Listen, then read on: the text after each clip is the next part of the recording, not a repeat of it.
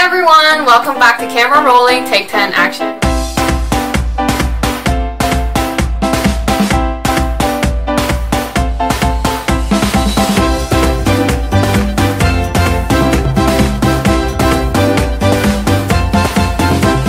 My name is Connie and we are back with Nicole. Yay! So, as you might remember, last time in the video we were talking about Maleficent and the 1959 animation Sleeping Beauty. Today we will continue with the discussion between these two films. And first of all, we are going to start with the biggest similarity and difference between the two films.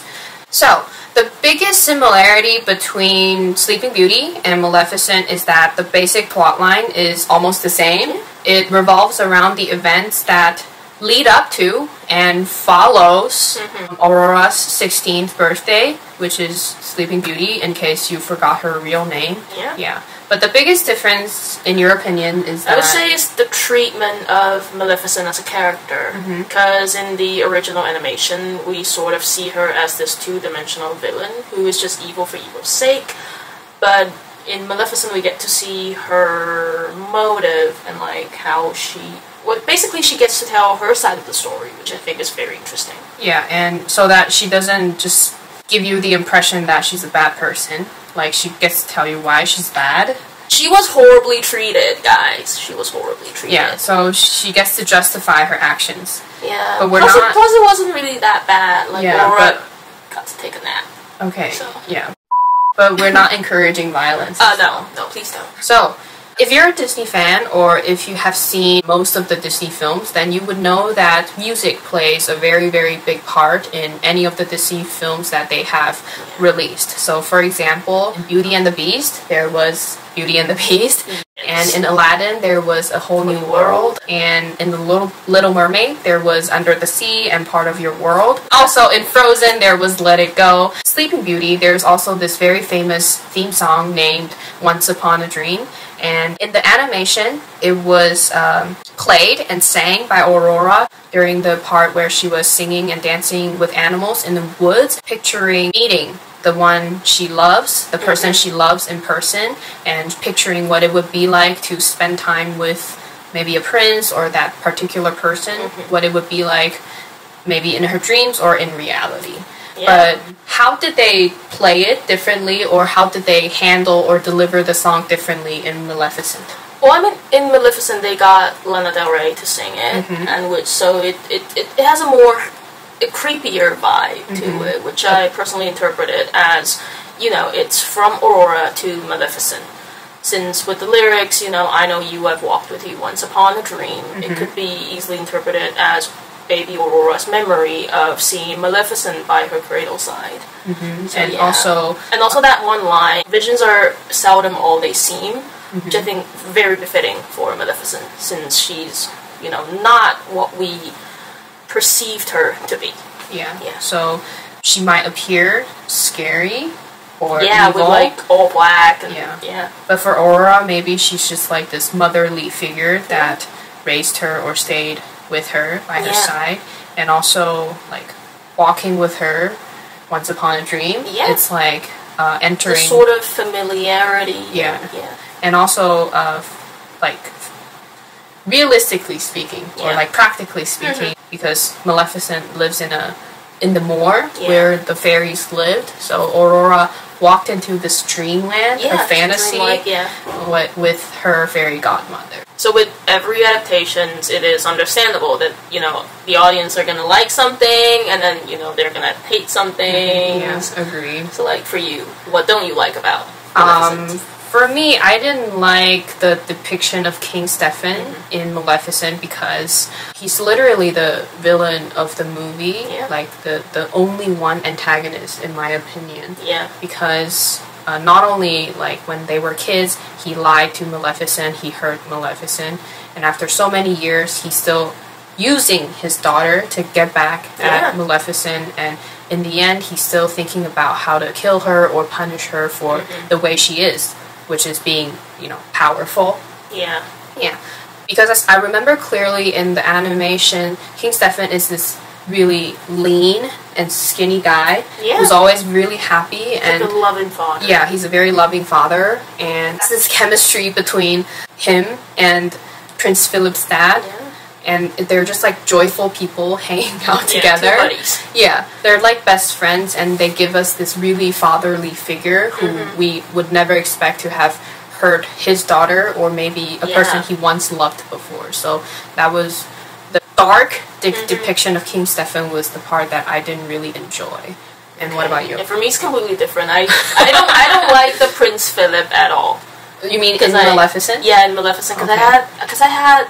Can I say this? I had a huge crush on the animated Prince Philip when I was very young. Agreed. Yeah. Prince Philip is one of the very few princes that did something in the movie. Because for me, my favorite was Aladdin, but he's not technically a prince because he married a princess. Oh, but Prince Philip is gorgeous, and he slayed a dragon. Very brave. And he saved the princess. Saved everyone. Yeah, exactly. Yeah. But in Maleficent, he just became this really minor character that I didn't feel like there was a need for him to be there. Yeah, also because, like, Maleficent is all about, like, the bonds between family members and, you know, how true love doesn't have to be between, like, lovers and romantic partners. Yeah. Or things like that. And still, they, like, shove Prince Philip in front of everyone. Like, hey, look at there's a prince. Yeah. So in Maleficent, when they say, like, true love prevails, it's not about the true love's kiss given to Aurora by Prince Philip. It was actually about parental love, like from a loving mother to a daughter. And I just feel like they didn't handle Prince Philip very well in the story. So, like we just said, with adaptations, there will be people who like them and think they enjoyed the movie, but there will also be people who don't like the adaptation and prefer the animated versions. Yeah. And for us, we think that Maleficent is an adaptation that worked mostly because it follows basically the same plotline as the animation, which creates a sense of familiarity, you know, and we are able to follow through the story more easily, but then they also add in, like, modern twists in Maleficent, which I think works exceptionally well. Yeah, so like we emphasized, like it's not about romantic love, it was about parental love. So that was the modern twist in this tale as old as time. That brings us to my least favorite adaptation of all time, which is Beauty and the Beast. Okay, why? Yeah. Because that's, like, quite popular here in Taiwan. It's actually I think it's like the top 3 grossing live action remakes in Taiwan. I know everyone likes Emma Watson. Like, I have no problem with her acting, but, like, with her singing, I feel like this needed too much auto-tuning. Yeah. Okay. So it takes away the emotion in her voices, and with a film that's so heavily relying on music, it's such a shame that they remove all the emotions from there. So you get this perfect singing, but there's, like, zero expression in it. Right. Yeah. Okay. So, I agree, because Beauty and the Beast is basically a musical. It is musical. In the animated version, everybody sings, so I think I kind of agree with you when you say that Emma Watson singing was too perfect. Yeah, it's a bit too perfect. Also because, like, in the animation, you understand that since it's for small children, it can be as dramatic as it wants to be. And it doesn't have to follow, you know, like... Logic. You know, like, people can be transformed into tableware and, like, singing candlesticks. It works. But with, like, live action, if you do this, it tends to err on the side of creepiness. Yeah, people feel more detached because you're like turning your imagination into live action. But, like, for us as grown-ups, those things should have just stayed in our childhood. It's hard for us to picture it into something that's happening in our lives. So I agree. I totally agree. So what is your least favorite live-action adaptation? My least favorite would be Cinderella, because I'm not sure if a lot of you have seen the Disney live-action remake, because it's relatively less popular here. Yeah. I feel like because Cinderella, the story itself has been told and also made into movies so many times already, and I already have like my favorite version of Cinderella, which is Ever After.